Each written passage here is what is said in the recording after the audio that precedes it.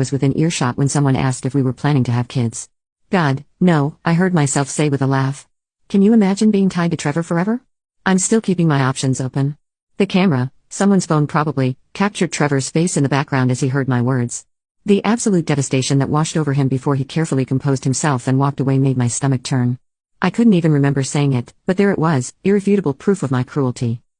I spent the next hour going through file after damning file, me complaining about him to friends, me forgetting important commitments, me making fun of his insecurities at parties, me lying about where I was and who I was with.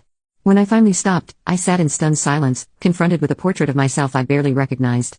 Had I really been this person, this callous, this manipulative, this mean? The evidence was overwhelming. The divorce petition itself was fair, almost generous. He wasn't trying to take everything, just disentangle our lives cleanly.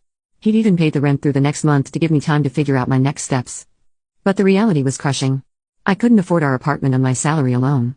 My credit score was terrible because I'd always relied on Trevor's good credit for major purchases.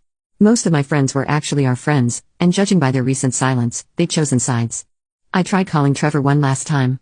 We should discuss this in person, I said when he finally answered. I think there are things we can work through. There's nothing to discuss, he replied, his voice devoid of the anger or hurt I'd expected. The terms are fair. Sign the papers, Bianca. And if I don't?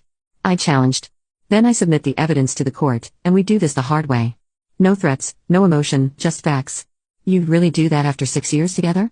There was a long pause before he answered. You know what I realized, Bianca? You never actually loved me. You loved what I provided, stability, adoration, financial security, but not me. And I deserve to be loved for who I am. I had no response to that. I'll have my lawyer contact yours, he said, then hung up. As I looked around our apartment, soon to be just his, then someone else's, reality finally sank in. I'd lost not just my husband or my home but the careful fiction I'd constructed about